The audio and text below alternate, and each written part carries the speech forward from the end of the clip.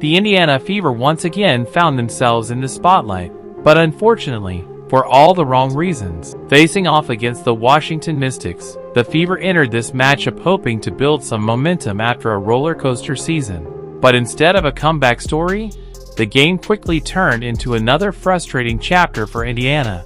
And this time, Sophie Cunningham didn't hold back her thoughts. From the very first quarter, the Mystics came out aggressive.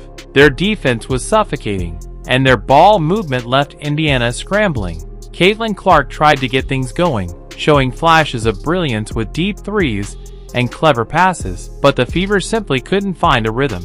Turnovers piled up, shots rimmed out, and Washington capitalized on every mistake. By halftime, the Mystics had built a double-digit lead, and the Fever's body language told the story. They looked flat, disorganized, and at times out-hustled. And while Clark, Aaliyah Boston, and Kelsey Mitchell kept pushing, the lack of composure on both ends of the floor became too glaring to ignore. This is where Sophie Cunningham stepped in, not just as a player, but as a voice of accountability.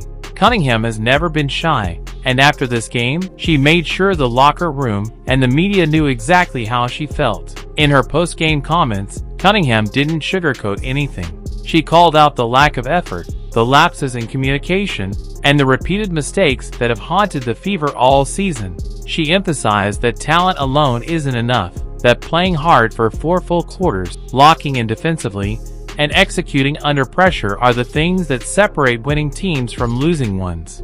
Fans online quickly reacted, praising Cunningham for saying what many were already thinking. While Caitlin Clark has dominated headlines with her historic rookie season, Cunningham reminded everyone that this is still a team sport. If the Fever want to climb out of the bottom tier of the standings, every player has to buy in, bring energy, and fight until the final buzzer. Meanwhile, Washington deserves credit. They played with confidence, attacked the paint relentlessly, and their bench provided a major spark.